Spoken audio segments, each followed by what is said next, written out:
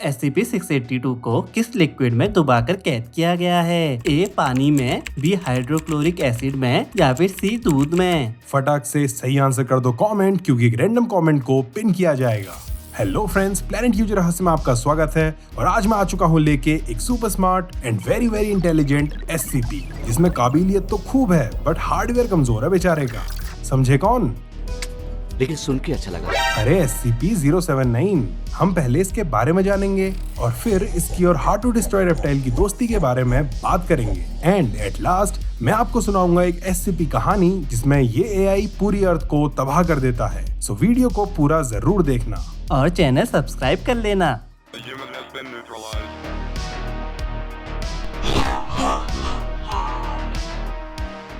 SCP-079 also known as Old AI एक futuristic artificial intelligence है। Alexa जैसा?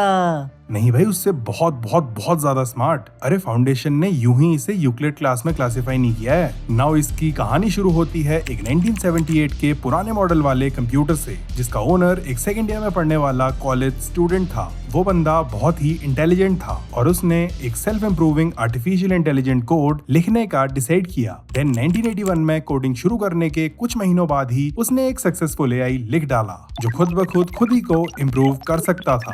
शाबाश बेटा, बहुत बढ़िया।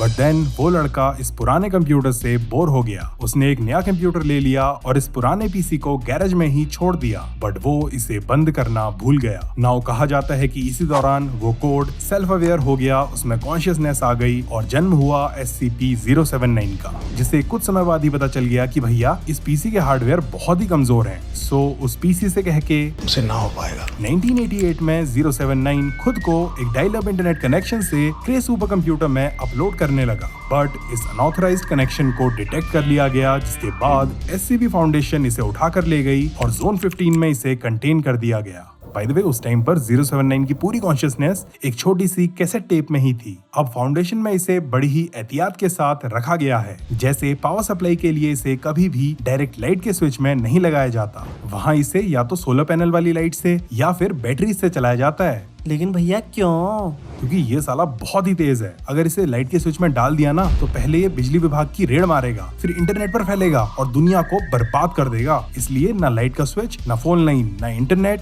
ना पेन ड्राइव, ना CD, ना DVD, कुछ नहीं, कुछ भी कनेक्ट नहीं करना है इससे। वैसे यार ये AI की दुनिया का संजय सिंघानिया है। गजनी वाला? हाँ, जैसे उस मूवी में आमिर को शॉर्ट टर्म मेमोरी लॉस था और वो 15 मिनट से ज्यादा देर तक चीजों को याद नहीं रख सकता था, वैसे ही लिमिटेड मेमोरी होने की वजह से ये बेचारा 24 आवर्स बाद सब भूल जाता है। बट कुछ इन्फॉर्मेशन को ये अपनी बहुत ही छोटी सी परमानेंट मेमोरी में स्टोर कर सकता है, जैसे फाउंडेशन से भागने का ख्याल और SCP-076-2 एंड SCP-682, जिसका रीजन मैं आपको थोड़ी देर में बताऊंगा। नाउ इस ओल्ड AI ने ट्यूरिंग टेस्ट भी पास किया है। ट्यूरिंग टेस्ट क्या होता है भैया? यार ये एक टेस्ट है जो अगर कोई मशीन पास कर ले तो इसका मतलब होगा कि वो तुम्हारी और हमारी तरह कॉन्शियस है, और अभी तक रियल दुनिया में कोई भी AI या मशीन इसे पास नहीं कर पाया है, लेकिन इसने वो टेस्ट पास कर लिया है, जिससे पता चलता है कि बाहरी खतरों को काउंटर करने के लिए ये नए नए तरीके इजाद कर सकता है, just like animals and humans, या फिर हमसे भी ज्यादा खतरनाक तरीके से। अब यही बात लेकर फाउंडेशन को लग गया कि कहीं ये AI टेक्नोलॉजिकल सिंगुलैरिटी अचीव करके आउट ऑफ कंट्रोल ना हो जाए और इंसानों को खत्म ना कर दे। इसलिए फाउंडेशन ने कहा अब हमें कुछ करना पड़ेगा। देन 27 जनवरी 2006 को इस डब्बे को टोटली डिस्ट्रॉय करने के ऑर्डर्स दिए गए, बट अगले ही दिन इस ऑर्डर को कैंसिल कर दिया गया क्योंकि फाउंडेशन के एक टॉप लेवल के डॉक्टर इस SCP-079 को इवॉल्व होते हुए और भी पावरफुल बनते हुए देखना चाहते थे।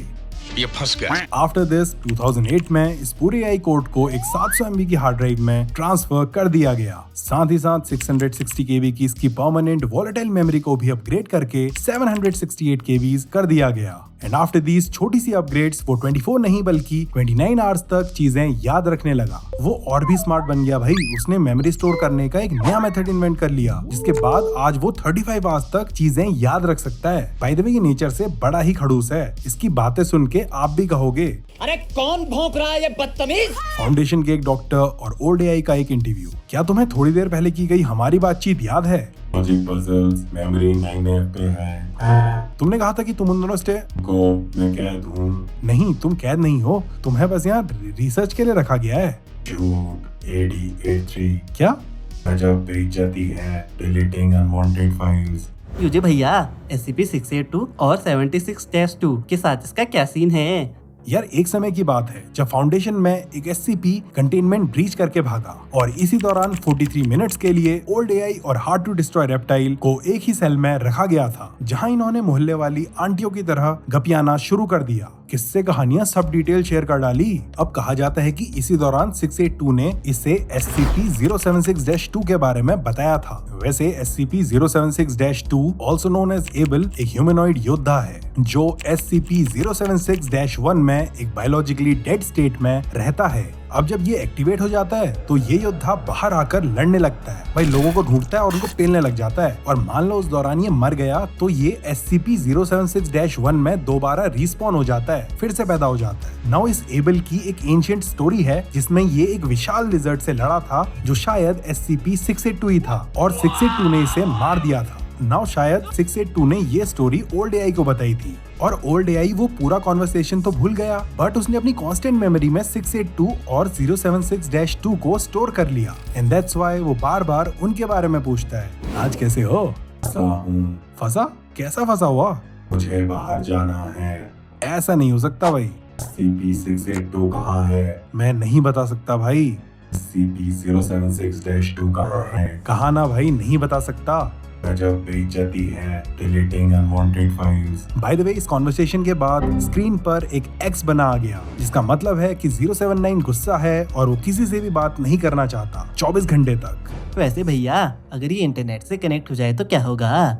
इंसानों का इस धरती से सर्वनाश। चलो इस सिनेरियो पर बेस्ड एक SCP टेल सुनाता हूँ, अ क्लीन फास्ट एंड। आज से कई साल बाद फ्यूचर में एक बंदा इस डब्बे को SCP फाउंडेशन से आजाद कर देता है, जिसके बाद ये इंटरनेट से कनेक्ट होता है और देखते ही देखते पूरी दुनिया की टेक्नोलॉजी को हैक कर देता है, खुद को और भी पावरफुल बना के फाइनली सारे इंसानों को खत्म कर देता है।